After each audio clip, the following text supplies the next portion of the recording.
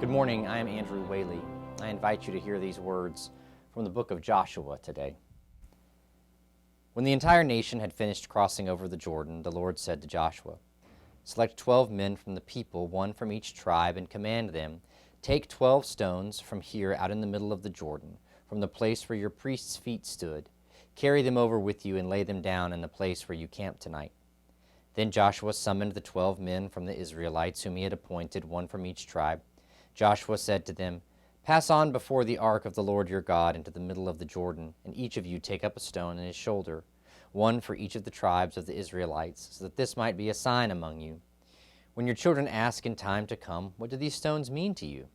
then you shall tell them that the waters of the Jordan were cut off in front of the ark of the covenant of the Lord, when it crossed over the Jordan.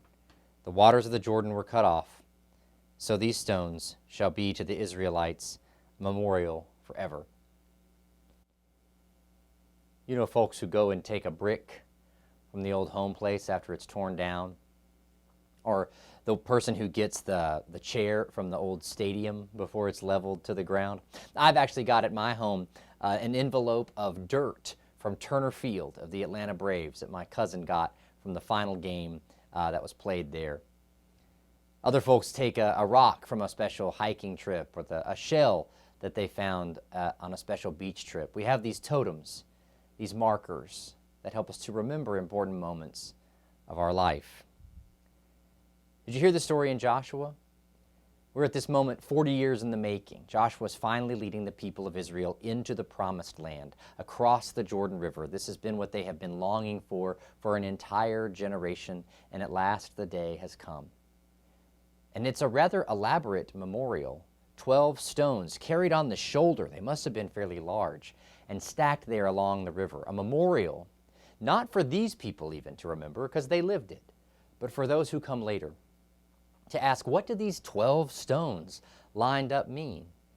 It is a reminder of how God provided, how God was present, how God cared for the people, and fulfilled God's promise. This river place, this water can be revisited, returned to. Those stones can be touched, and they can recall how the presence of God guided them from the wilderness and into the promised land. It gives you hope in the moments of contemporary wilderness that the God who was faithful then will be faithful once again.